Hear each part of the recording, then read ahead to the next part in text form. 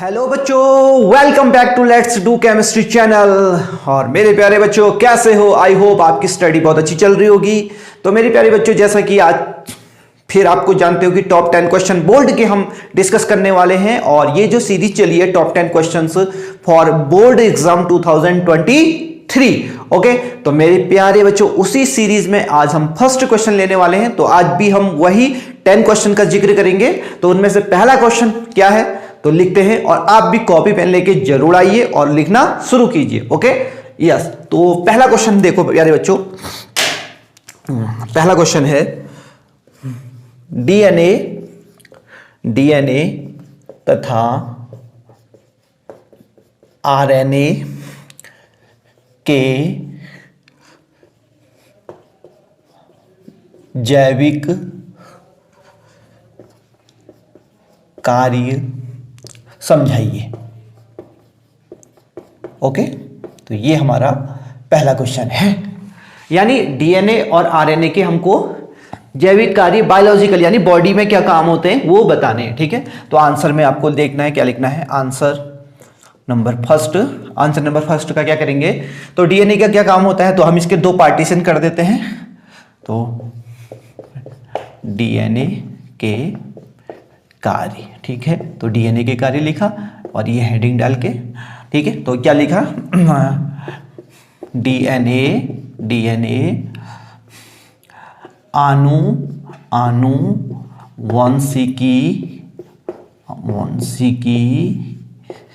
के लिए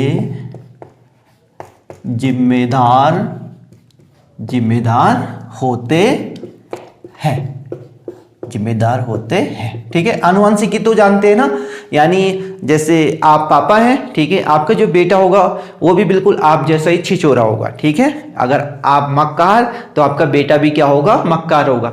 यानी आनुवंशिक गुण जो आप में हैं वही आपके डॉटर या आपका सन जो भी होगा, तो पेरेंट्स के गुण ही उसमें जाते हैं। इसी को क्या बोलते हैं हम, आनुवंशिकी, ओके। अगर आप छिछोरे हैं तो आपका बेटा भी छिछोरा होने वाला है, ठीक है। तो ये हो गया डीएनए के कार्य। उसके बाद है आरएनए के कार्य। तो प्यारे बच्चों, आरएनए के कार्य देख लेते हैं। आरएनए क्या करता है, आरएनए प्रोटीन का क्या करता है, संश्लेषण करता है। आरएनए प्रोटीन का संश्लेषण करता है। तो हमारी बॉडी में जो प्रोटीन बनते हैं ना, करता है। तो प्रोटीन कौन बनाता है, वो आरएनए का बनाता है, ठीक है। तो ये हमारा आंसर हो गया, ठीक है। तो अब हम क्वेश्चन नंबर 2 की बात करते हैं प्यारे बच्चों। क्वेश्चन नंबर 2 में देखो क्या है। क्वेश्चन नंबर 2 है एमिनो अम्लों की, तो आप भी लिखना शुरू करो मेरे साथ। एमिनो अम्लों की उभयधर्मी, ओके। उभयधर्मी मतलब जिनमें दो स्वभाव होते हैं। धर्म का मतलब होता है स्वभाव, उभय मतलब दो, जिसमें दो स्वभाव होते हैं, यानी वो अम्ल और क्षार दोनों की तरह बिहेव करता है, ठीक है। उभयधर्मी प्रकृति को आप कैसे समझाएंगे, ओके। ये है समझाएंगे। तो आप कैसे समझाएंगे कि एमिनो अम्लों में क्या होती है, उभयधर्मी प्रकृति होती है। तो आंसर देखो क्या लिखेंगे हम। आंसर सबसे पहले तो हम एक एमिनो अम्ल ले लेते हैं, ठीक है। एमिनो अम्ल ले लिया हमने, ये सबसे पहला वाला ग्लाइसिन, ये और ये COOH, ठीक है। अब इसमें देखो ये तो एसिडिक होता है, ये अम्ल है, ठीक है। ये अम्लीय समूह है, ठीक है। और ये क्या है, ये क्षारीय समूह है, ठीक है, समूह है।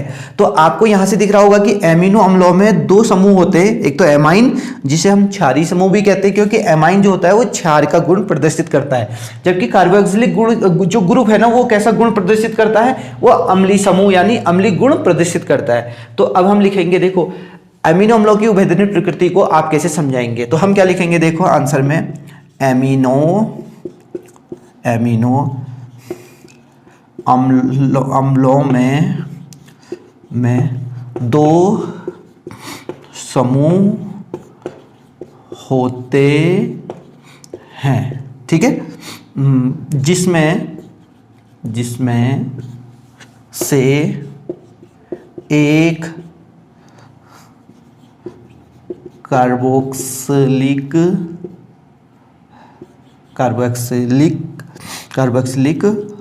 अम्ल समूह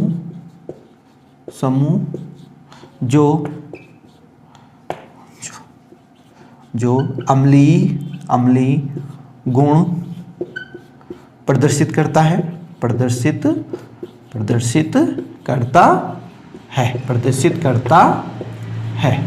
जबकि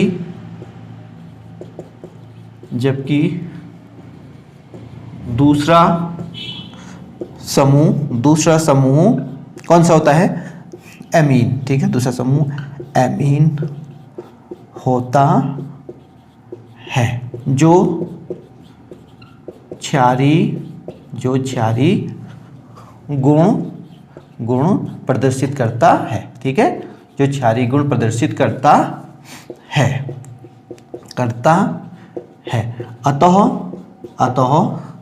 अतः एमिनो अम्ल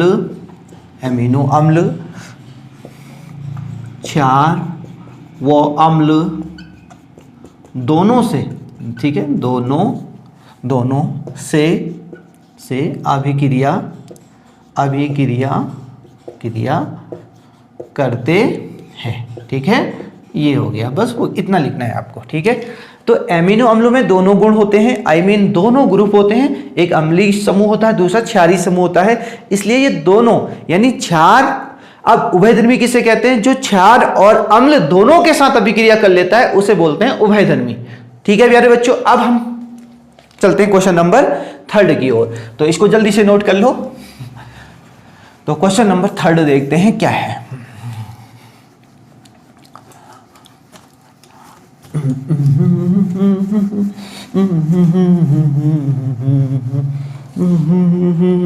तो क्वेश्चन नंबर 3 है हमारा, क्वेश्चन नंबर 3, ग्लूकोज में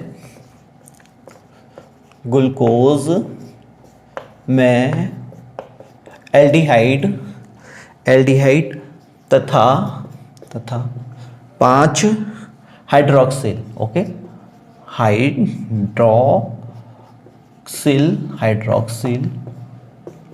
हाइड्रोक्सिल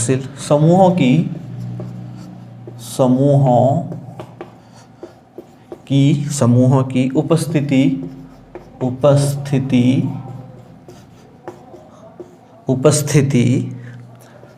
प्रदर्शित करने हेतु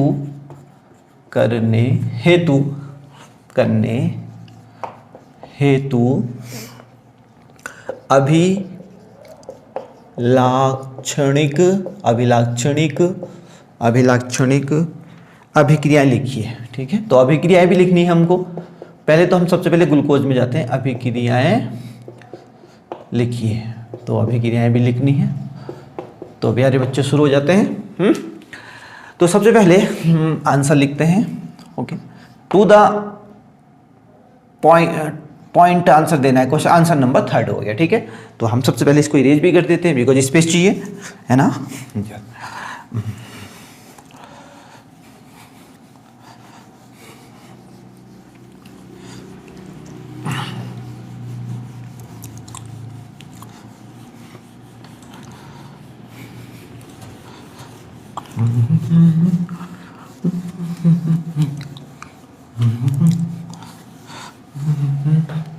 आंसर नंबर, तो सबसे पहले देखो ये ग्लूकोज है, ठीक है, ग्लूकोज, और ग्लूकोज का फॉर्मूला ये हो गया 4 और ये बन गया CH2OH, ठीक है। ये ग्लूकोज है हमारे पास, ग्लूकोज।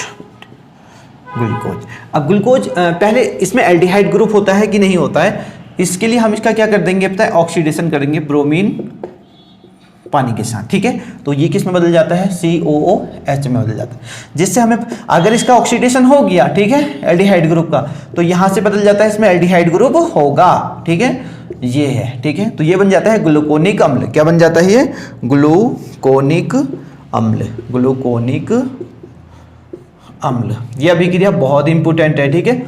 इस ब्रोमीन क्या करता है, ऑक्सीडेशन, ऑक्सीकरण करता है, ठीक है, एक अच्छा अपचायक है, ऑक्सीकारक है, ऑक्सीकारक। तो CHO की किसमें चेंज कर रहा है, COOH में, ठीक है। इससे पता चल जाता है कि इसमें एल्डिहाइड ग्रुप होगा, ठीक है। ये रिएक्शन से पता चलता है इसमें एल्डिहाइड ग्रुप होगा, ठीक है।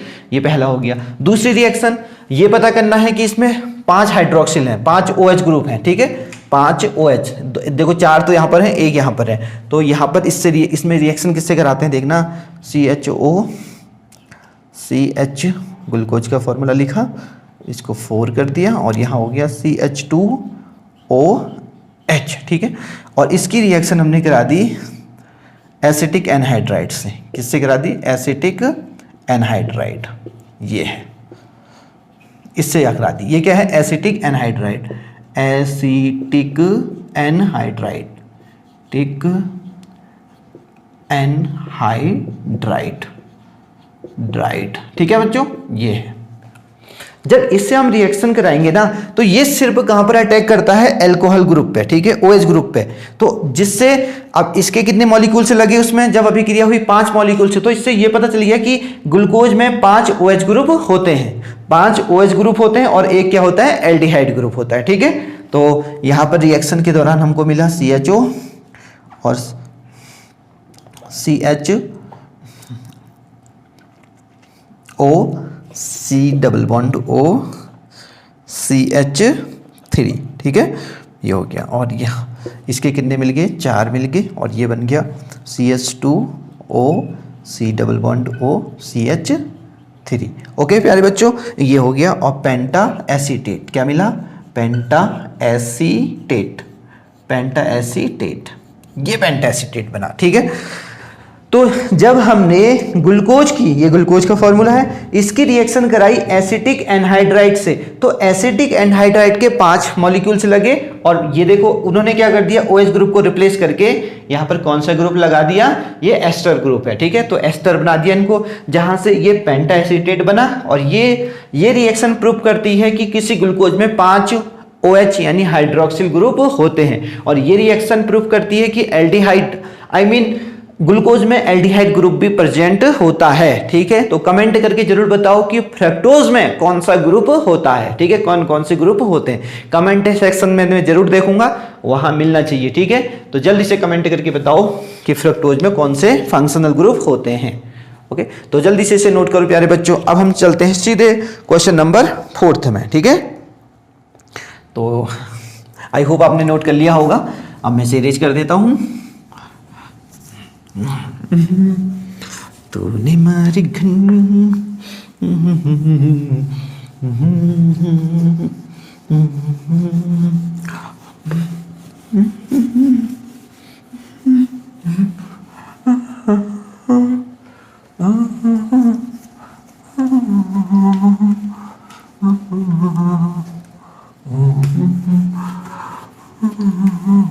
क्वेश्चन नंबर 4, ठीक है। तो क्वेश्चन नंबर 4 लिखो मेरे साथ, ठीक है। तो क्वेश्चन नंबर 4 क्या है, क्वेश्चन नंबर 4 है निम्न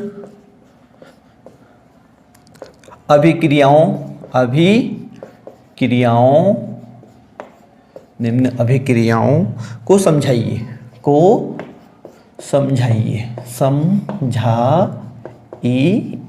ये निम्न अभिक्रियाओं को समझाना है। तो पहले अभिक्रिया कौन सी है, तो पहला है कार्बिल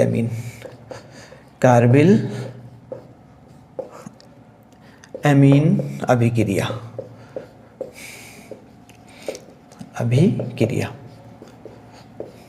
और दूसरी है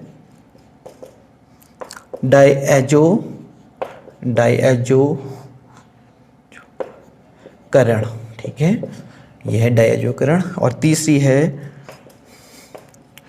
हॉफमैन ब्रोमाइड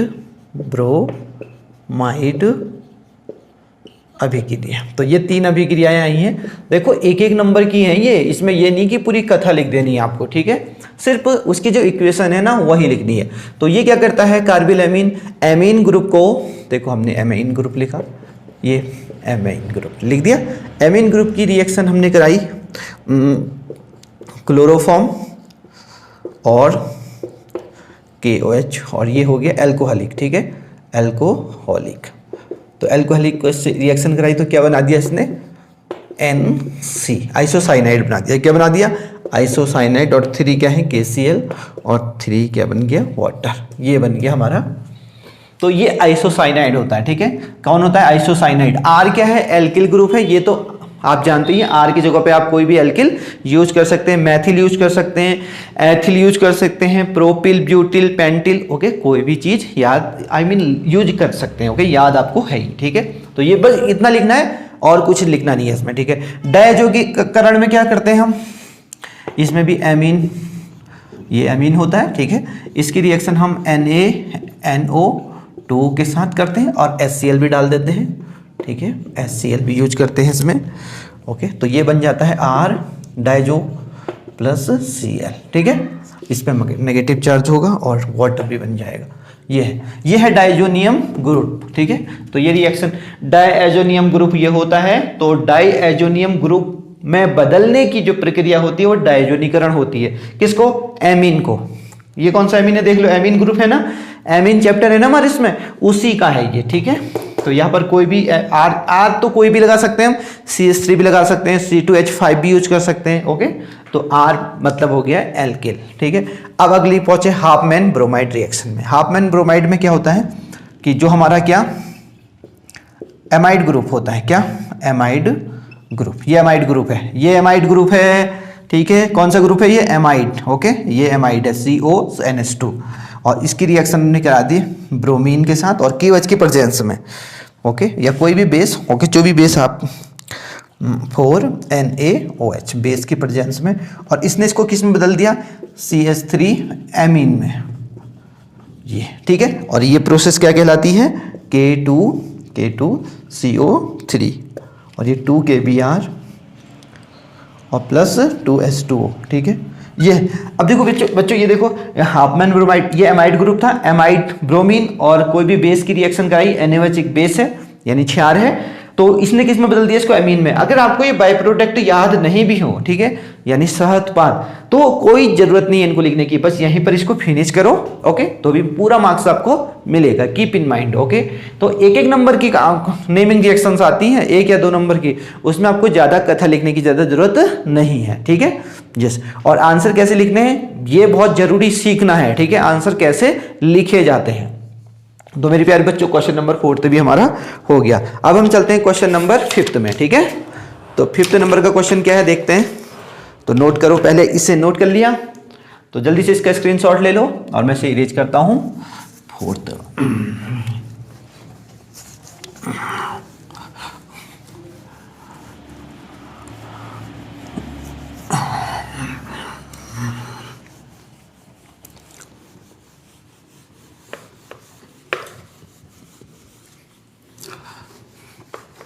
तूने मारी गन्नी और दिल में बजी यार टुन टुन टुन।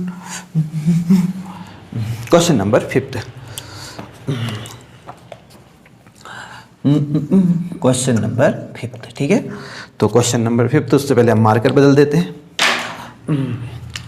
5 है प्राथमिक द्वितीयक और तृतीयक अल्कोहल क्या होते हैं, तो ये बताना है प्राथमिक, और आगे भी है क्या होता है जब प्राथमिक अल्कोहल, द्वितीयक अल्कोहल, तृतीयक अल्कोहल 570 केल्विन पर गर्म कॉपर पर प्रभावित किए जाते हैं, कॉपर पर प्रभावित किए जाते हैं। ठीक है, ये हो गया क्वेश्चन। तो सबसे पहले तो बताना है प्राथमिक, द्वितीयक और तृतीयक अल्कोहल क्या होते हैं। ठीक है, तो आंसर टू द पॉइंट हम आंसर देंगे, आंसर नंबर 5। ठीक है, तो जैसे कि आपको पता भी अल्कोहल में पढ़ा भी होगा हमने, ये है प्राथमिक अल्कोहल। ठीक है, CH3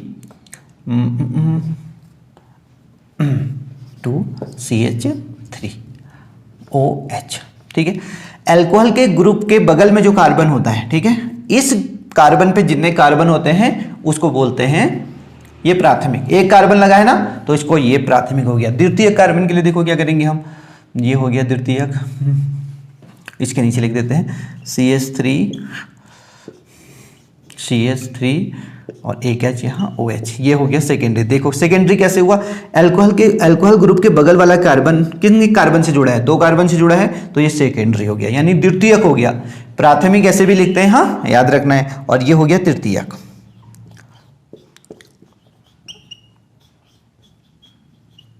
ये तृतीयक हो गया। ठीक है, कैसे पता चला, ये वाला कार्बन देखो, जो अल्कोहल के बगल वाला कार्बन है उसमें कितने कार्बन जुड़े हैं, 3, तो ये तृतीयक हो गया। ठीक है, तो इनकी परिभाषा भी लिख देते हैं, देखना, ऐसे अल्कोहल जिनमें सिर्फ एक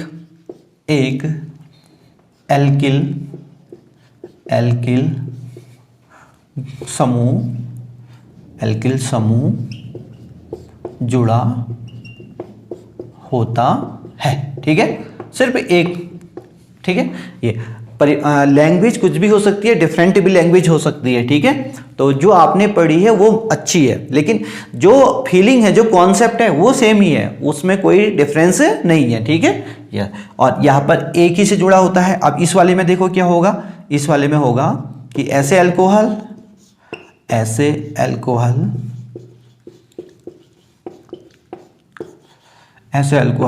जिनमें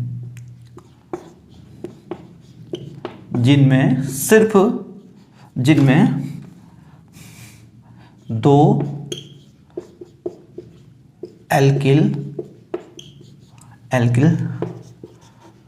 एल्किल समूह उपस्थित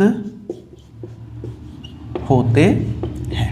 ठीक है, ये जिसमें 2 समूह उपस्थित होते हैं। ठीक है, और यहां वाले में क्या होगा, एल्किल समूह तो समझ में आ रहा ना, ये एल्किल समूह होते हैं। ठीक है, ये एल्किल समूह है, ये और ये और ये। ठीक है, और इस वाले की बात कैसे करें, तो इसमें क्या हो जाएगा, ऐसे अल्कोहल जिनमें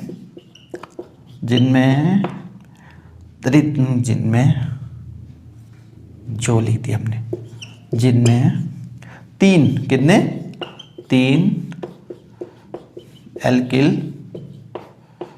एल्किल समूह उपस्थित होते हैं। ठीक है, ये बस इसमें 3 होते हैं। अब उसने इसके बाद एक और चीज पूछी है, क्या प्राइमरी अगर इसके साथ गर्म किया जाता है तो क्या बनता है। ठीक है, तो ध्यान से देखना, मैं इसकी रिएक्शन भी इसके बगल में ही कर देता हूँ। CH3CHOH को कॉपर के साथ 570 पे गर्म कर रहे हैं। ठीक है, तो गर्म कर रहे हैं तो ये तो अच्छे से क्या होते हैं भैया, ये और ये बन जाएगा एल्डिहाइड। ठीक है, जो कॉपर होते हैं ना, ये इलेक्ट्रॉन देते हैं, तो ये होते हैं अच्छे अपचायक। जो सभी धातु होते हैं वो अपचायक होते हैं, याद रखना है। ठीक है, तो इसमें ये अपचायक कर देंगे, और इसका किस में बदल जाएगा, CH3 और ये हो जाएगा OH। इसमें हमने कॉपर की रिएक्शन करा दी और 570 पे इसको हीट कर दिया, तो ये बन गया CH3CH H3 और यहाँ पर डबल बॉन्ड O हो गया, ठीक है। ये कीटोन बन गया, ये कीटोन बना। और यहाँ पर देखते हैं हम ट्रिपल वाले में क्या होता है। ये इसकी कॉपर के साथ रिएक्शन कर दिया और 570 पे शुक्र कर दिया और इसका गर्म कर दिया इसको, तो ये बन गया हमारा CH3 और यहाँ डबल बॉन्ड CH2। तो ये है, ये क्या बना देखो, ये एल्कीन बना 1 2 3, तो इसका नाम हो गया 2 मैथिल प्रोपीन, ये बना। तो जल्दी से इसे नोट करो। तो ये रिएक्शन आती भी है पेपर में, ओके। तो यहाँ पर एक ल्यूकास रिएजेंट यानी ल्यूकास अभिकर्मक है ना, वो क्वेश्चन भी पूछा जाता है, ठीक है, उस पर भी हम चर्चा करेंगे। लेकिन ये क्वेश्चन नोट करो और हम चलते हैं, कहाँ चलते हैं भाई, 6 नंबर के क्वेश्चन में, ठीक है। तो 6 नंबर का क्वेश्चन क्या है, 6 नंबर का क्वेश्चन है प्यारे बच्चों, लेकिन उससे पहले हमको स्पेस चाहिए। आपने, आई होप आपने नोट कर लिया होगा, कर लिया ना, नहीं किया, बड़े लेट हो हैं, लेटते रहते हो जहां देखो। अब हम इसको इरेज कर देते हैं।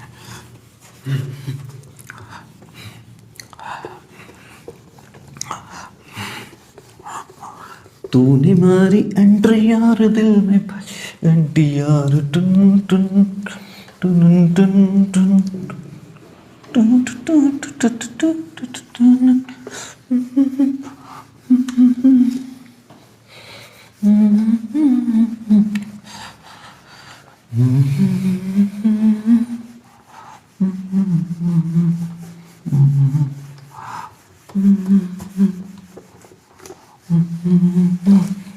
Question number 6।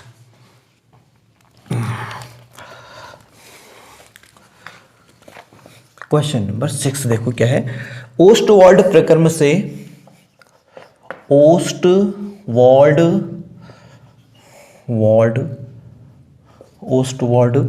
प्रक्रम, देखो प्रक्रम से, ओस्टवाल्ड प्रक्रम से नाइट्रिक HNO3 नाइट्रिक अम्ल के निर्माण का सचित्र वर्णन कीजिए, सचित्र वर्णन कीजिए। तो प्यारे बच्चों चित्र बनाने के लिए तैयार हो जाओ। तो नाइट्रिक अम्ल बनाने की, देखो पी ब्लॉक में एक क्वेश्चन है, पी ब्लॉक से क्वेश्चन आया है ना, तो पी ब्लॉक से ओस्टवाल्ड हो गया, हैबर हो गया, ये कुछ जो इंपोर्टेंट हैं, ठीक है, संस्पर्श हो गया सल्फ्यूरिक एसिड बनाने की, तो वो जरूर आएंगी। अभी हम ओस्टवाल्ड करते हैं। तो इसके 3 स्टेप होते हैं, ठीक है। तो 3 स्टेप देखते हैं क्या क्या होते हैं। तो पहला स्टेप होता है इसका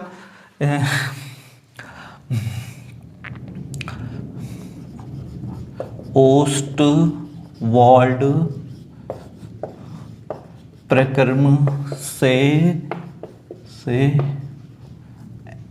HNO3 बनाने के तीन चरण हैं। कितने चरण हैं? 3 चरण हैं। तो चरण नंबर फर्स्ट, तो चरण नंबर फर्स्ट में क्या होता है, एक ये और ऑक्सीजन रिएक्ट करती है, पीटी उत्प्रेरक होता है, और ये किस में बना देते हैं इसको, NO में। क्या बना देते हैं? NO में, ठीक है।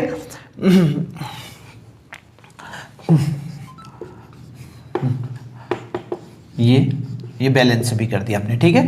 तो ये इंपोर्टेंट है, क्या बनाता है पहले जो स्टेप में, सबसे पहले स्टेप में क्या बनता है, NO, okay, nitrous oxide, okay, NO तो बन गया। अब चरण नंबर दूसरा देखना, चरण नंबर दूसरा है, उसमें क्या होता है कि NO की रिएक्शन करा देते हैं ऑक्सीजन से, ठीक है।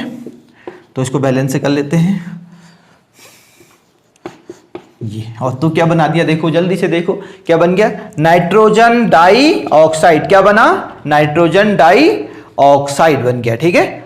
तो अब हम उसके साथ क्या कर देंगे, बस स्टेप नंबर 3 है, चरण नंबर 3। तो चरण नंबर 3 में क्या करना है, NO2 की रिएक्शन करा देनी है वाटर से। तो वाटर डाल देना है इसमें, तो वाटर डालेंगे तो HNO3 बन जाएगा, ठीक है। ये बन गया हमारा HNO3, ठीक है। इसको बैलेंस से भी कर लेते हैं, ये इसको बैलेंस कर दिया हमने, ठीक है। तो हमारा क्या बन गया, नाइट्रिक अम्ल बन गया, नहीं बन गया, जल्दी से बताओ। ये हमारा नाइट्रिक अम्ल बन गया। तो ओस्टवाल्ड प्रक्रम से नाइट्रिक अम्ल बनाने की क्या है जो मेथड है, उसमें 3 चरण है, पहला, दूसरा, तीसरा चरण, ठीक है। ये 2 या 3 नंबर का है क्वेश्चन, ओके, ज्यादा नहीं लिखना है, बस इतना लिखना है, इनफ है, ठीक है। तो 3 प्रोसेस होगी, उसके साथ साथ इसका चित्र भी बना देना है, ठीक है। तो उसके साथ साथ इसका चित्र भी बना देना है। तो चित्र आप अपनी बुक से जरूर बनाएंगे, ओके। वैसे चित्र यहां पर आपको दिख रहा होगा, ठीक है। तो यहां पर चित्र दिख रहा है, तो उसको जल्दी से नोट डाउन कर लो। और चित्र बार बार बनाना है आपको, ठीक है। फिगर को बार बार बनाना है और साफ सुथरा पेपर में बनाना है। जितना आप साफ सुथरा बनाएंगे, चाहे बॉक्स इधर से इधर हो जाए तो कोई बात नहीं, बॉक्स छोटा हो बड़ा हो, इससे पेपर में अगर वहां बड़ा बॉक्स तो वहां छोटा हो गया, इससे कोई फर्क नहीं पड़ता, बट साफ सुथरा फिगर बनाना होता है, ठीक है। और कुछ उसमें नाम मेंशन भी करने होते हैं, ठीक है। तो 1-2 बार अगर फिगर बनाएंगे तो आपको याद हो जाएगा, ठीक है, आई होप। तो ओस्टवाल्ड से ये हमने सीख लिया। तो अब चलते हैं क्वेश्चन नंबर 7 में, प्यारे बच्चों। तो 7 नंबर का क्वेश्चन नोट करो।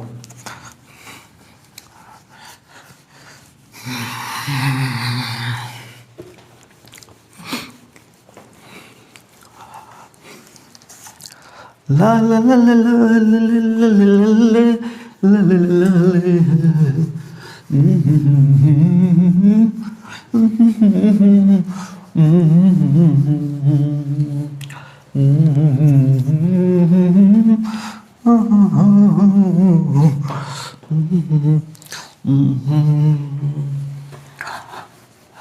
तुझ में और तेरी याद में बस फर्क है इतना, तू तो बेवक्त आती है, याद हर वक्त आती है।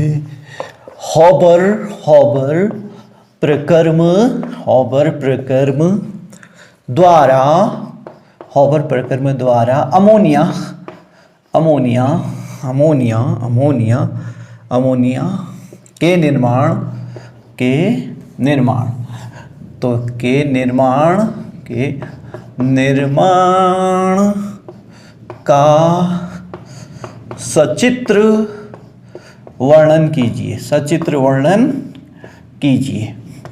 तो मेरे प्यारे बच्चों, फिर से चित्र बनाने को रेडी हो जाओ, ठीक है।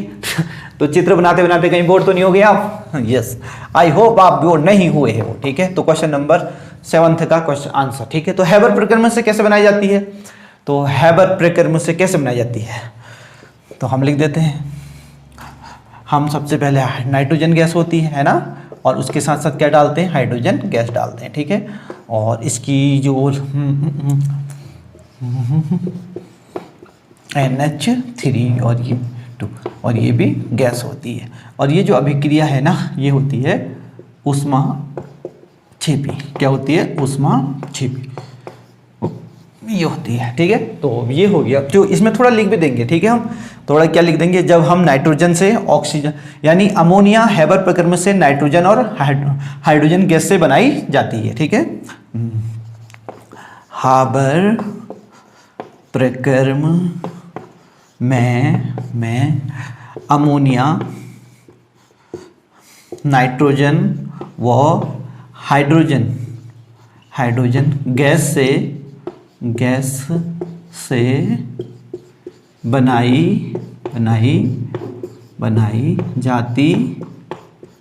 जाती है, ठीक है। ये बनाई जाती है। और ये जो अभिक्रिया है ये ऊष्माक्षेपी होती है। और इसके लिए जो ऑप्टिमम कंडीशंस हैं, इष्टतम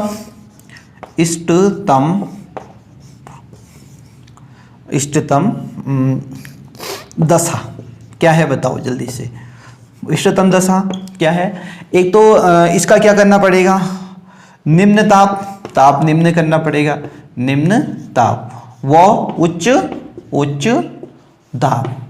तो ये इसकी क्या है, इष्टतम दशाएं हैं। यानी अगर हम इस अभिक्रिया में क्या करेंगे, ताप कम करेंगे ना, तो ज्यादा से ज्यादा अमोनिया हमें मिलेगी, और दाब भी हमें, अगर दाब उच्च करेंगे तो हमें अमोनिया क्या होगी, ज्यादा मिलेगी। ये इसके इष्टतम क्या है, दशाएं हैं प्यारे बच्चों। ठीक है, तो इसका जो फिगर है आपको दिख रहा होगा, तो ये फिगर है इसका।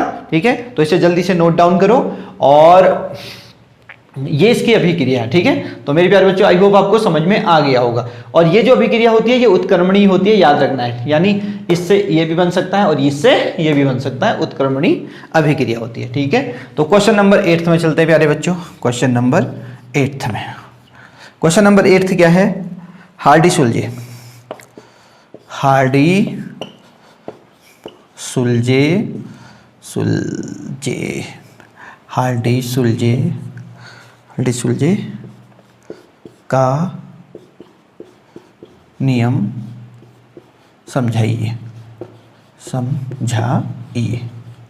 ये हार्डी सुलझे का नियम। तो हार्डी सुलझे क्या कहते हैं, हार्डी सुलझे कहते हैं, हार्डी सुलझे ने अपना नियम किस पे दिया है, स्कंदन पे दिया है। ठीक है, तो हार्डी सुलझे कहते हैं स्कंदन, स्कंदन, स्कंदन की दर, स्कंदन की दर, स्कंदन की दर विद्युत अपघट्य के, विद्युत अपघट्य, विद्युत अपघट्य की संयोजकता, संयोजकता, संयोजकता पर निर्भर करती है। ठीक है, पर निर्भर करती, करती, निर्भर करती है। ये देखो। ठीक है, और उदाहरण देख लो, उदाहरण लिख सकते हैं हम, उदाहरण, उदाहरण में क्या लिख सकते हैं, ऋणात्मक, ऋणात्मक, ऋणात्मक कोलाइडी, कोलाइडी, कोलाइडी विलयन, विलयन के लिए विद्युत अपघट्य, अपघट्य, अपघट्य का क्रम देखना।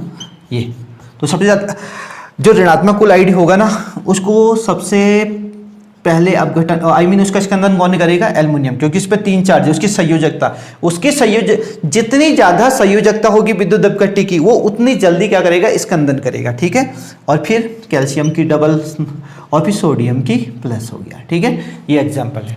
तो जितनी ज़्यादा संयोजकता होगी उतना ही जल्दी क्या होगा, स्कंदन होगा। ठीक है प्यारे बच्चों, ये हार्डी सुलझे ने कहा था। ठीक है, जैसे हमारा ब्लड, कमेंट करके ये बताना कि जो हमारा ब्लड होता है वो नेगेटिव कोलाइडल सॉल्व है कि पॉजिटिव है, यानी हमारा ब्लड कैसा होता है। ये एनसीईआरटी में लिस्ट बनी हुई है कि कौन पॉजिटिव कोलाइडल सॉल्व है और कौन नेगेटिव है। तो इसको देख के आप जल्दी से कमेंट करना कि ब्लड पॉजिटिव सॉल्व है कि नेगेटिव सॉल्व है। ओके, मैं वेट करूंगा आपके कमेंट का। ठीक है, अब हम चलते हैं क्वेश्चन नंबर 9 में प्यारे बच्चों। तो क्वेश्चन नंबर 9 क्या है,